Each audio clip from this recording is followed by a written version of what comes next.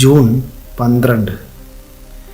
ഗൾഫിലെ സ്വദേശികളെയും വിദേശികളെയും ഏറെ ഞെട്ടിച്ച തീപിടുത്തമുണ്ടായ ദിവസം. നിരവധി പേരുടെ മരണം സ്ഥിരീകരിച്ച കുവൈറ്റിലെ മംഗഫ് തീപിടുത്തം കേട്ട ഞെട്ടലിന് പിന്നാലെയാണ് ബഹ്റൈനിലെ മനാമ സൂഖ് തീപിടുത്തം. ഇടുങ്ങിയ വഴികളുള്ളതും അടുത്തടുത്ത് കടകൾ ഉള്ള ഏറെ തിരക്കേറിയ ഈ സൂക്കിലെ തീപിടുത്തം ബഹ്റൈൻ നിവാസികളെ ഏറെ ഞെട്ടിച്ചു. എന്നാൽ സിവിൽ ഡിഫൻസിന്റെ സമയോചിതവും ധീരവുമായ ഇടപെടൽ മൂലം വൻ ദുരന്തമായേക്കാവുന്ന ഈ അപകടം നിയന്ത്രിക്കാനായി. എങ്കിലും 3 പേർ മരണപ്പെട്ടു. പെരുന്നാളിന്റെ കച്ചവടത്തിനായി ഏറെ സ്റ്റോക്ക് ഉണ്ടായിരുന്നു ഈ കടകളിൽ. അപ്രതീക്ഷിതമായ തീപിടുത്തത്തിൽ തങ്ങളുടെ കടകൾ വെന്തു നശിക്കുന്ന ഹൃദയഭേദകമായ കാഴ്ചകൾ കാണേണ്ടി വന്ന സ്ഥാപന ഉടമകളും ജോലിക്കാരും മനസ്സു പതറാതെ മറ്റു കടകളിലേക്ക് തീ പടരാതിരിക്കാനും സാധനങ്ങൾ വാരിമാറ്റി തീ പടരുന്നത് തടയാനും ശ്രമിച്ചു. ഈദ് കച്ചവടത്തിൻ്റെ പ്രതീക്ഷയിൽ കടം വാങ്ങി പുതിയ സ്റ്റോക്കുകൾ എത്തിച്ചവരുടെ മുന്നിൽ എല്ലാം നിമിഷ നേരങ്ങൾ കൊണ്ട് കത്തിയമരുകയായിരുന്നു. ഒപ്പം അവരുടെ പ്രതീക്ഷയും ജീവിതവും. ഇനി എങ്ങനെ മുന്നോട്ട് എന്ന ചോദ്യത്തിന് മുന്നിൽ കൃത്യമായി മറുപടി നൽകാനാവാതെ തകർന്നിരിക്കുകയാണ് ഇവർ. മനാമ സൂക്കിൽ തൊഴിൽ ചെയ്യുന്നവരും ഉടമകളുമായ നിരവധി പേർ അവരുടെ അവസ്ഥകൾ സ്റ്റാർ വിഷൻ ന്യൂസുമായി പങ്കുവച്ചു.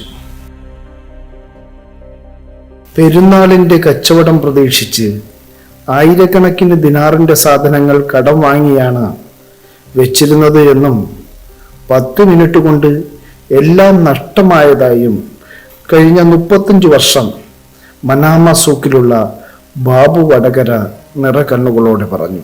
35 വർഷമായി ഇവിടെ ജോലി ചെയ്യുന്നത്. ഈ കത്തിയ കട എൻ്റെ പിന്നിലുള്ള കടയാണ് എൻ്റെ കട. ഏറ്റവും പിന്നിലായിട്ടുള്ള കടയാണ് എൻ്റേത്. ഇവിടെ ജോലി ചെയ്യുന്നത് 10 വർഷം. 22,000 ദിനാറിൻ്റെ സാധനം ഇപ്പോൾ ഉണ്ട്. ഇപ്പം മോഹറവും പെരുന്നാളും എല്ലാം വരുന്നതുകൊണ്ട് സാധനം ഞാനിങ്ങനെ ഇറക്കിനേനു. ഇപ്പം എന്ന് പറഞ്ഞാൽ 5 മിനിറ്റ് കൊണ്ടാണ് എല്ലാം കഴിഞ്ഞ്. ഒരു സാധനം മാറ്റാനും ഒന്നും പറ്റാത്ത ഒരു അവസ്ഥയായിപ്പോയി.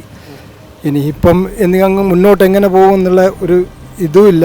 എന്തെങ്കിലും ഇവിടുത്തെ ഗവൺമെൻറ്റിൻ്റെ കയ്യിൽ നിന്ന് പണ്ട് സംഘടനകളിൽ നിന്ന് ഇവിടുത്തെ റോയൽ ഫാമിലി അങ്ങനെയുള്ള ഒരു ഇതെല്ലാം കിട്ടിയാൽ മാത്രമേ ഇനി മുന്നോട്ടുള്ള എന്തും നടക്കുകയുള്ളൂ.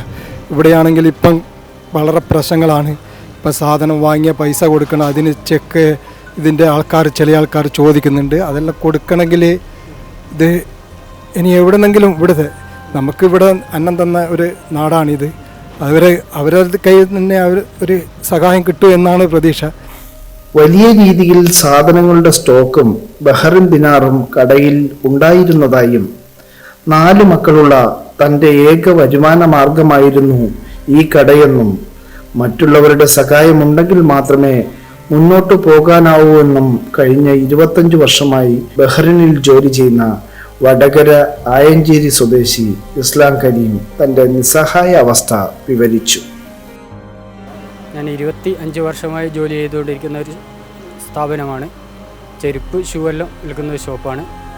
അതാണ് വൈകുന്നേരം 4 മണിക്കാണ് കട കത്തി നശിക്കുന്നത്. നോക്കി നിൽക്കാനേ സാധിച്ചിട്ടുള്ളൂ. പെട്ടെന്ന് 2 മിനിറ്റ് കൊണ്ട് എല്ലാം കത്തി നശിച്ചുപോയി. ജീവിതത്തിൻ്റെ എല്ലാം ആയിരുന്നു അത്. പിന്നെ ഇനി മുന്നോട്ട് പോക്ക് എങ്ങനെയാണെന്നൊന്നും അറിയുന്നില്ല. ഇതുവരെ ഒന്നും ഷോപ്പ് കാണാൻ പോലും ആയിട്ടില്ല. ഒരു 40-ൽ മേലെ കടകൾ കത്തി നശിച്ചിട്ടുണ്ട്. സിവിൽ ഡിഫൻസ് എത്തിയിരുന്നു. മെയിൻ റോഡിൽ വെച്ചിട്ടാണ് വെള്ളം അടിച്ചിട്ടുള്ളൂ. ഫുൾ സൈഡിലേക്ക് പിന്നെ വന്നിട്ടില്ല. പിന്നെയാണ് ലാസ്റ്റാണ് വന്നത്. സന്നദ്ധ സംഘടനകൾ ഭക്ഷണങ്ങൾ എത്തിക്കുന്നുണ്ട്. KMCC ഉൾപ്പെടെയുള്ള സംഘടനകൾ ഭക്ഷണം എത്തിക്കുന്നുണ്ട്. 3 നേരത്തെ ഭക്ഷണം എത്തിച്ചു തരുന്നുണ്ട്. നമ്മളെ കടയോടെ 40,000 ദിനാറോളം നഷ്ടമുണ്ട്. 2 നിലയിലുള്ള വലിയ ഷോപ്പായിരുന്നു. ഈ പെരുന്നാൾ സീസൺ ആയതുകൊണ്ട് സാധനങ്ങൾ നല്ലോണം ഇറക്കിയിട്ട് ഷോപ്പിലുണ്ട്. മനാമ സൂക്ക് തീപിടുത്തമുണ്ടായ ഉടൻ തന്നെ സന്നദ്ധ സംഘടനകൾ താമസം, ഭക്ഷണം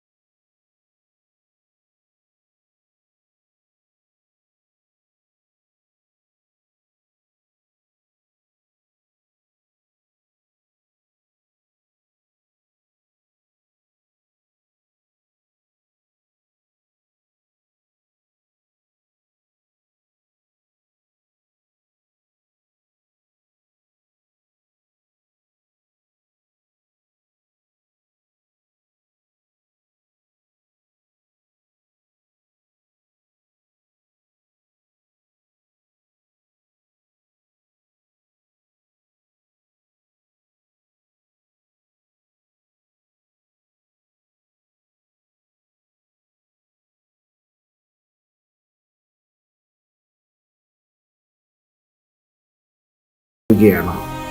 എങ്കിലും ഈ പ്രതിസന്ധിയിൽ ഏറെ പ്രതീക്ഷയോടെ ഇവർ കാത്തിരിക്കുകയാണ്. തീപിടുത്തത്തിൽ അടങ്ങിക്കിടക്കുന്ന മനാമ സൂക്കിൽ നിന്നും Sethuraj Kadakkal, star vision news.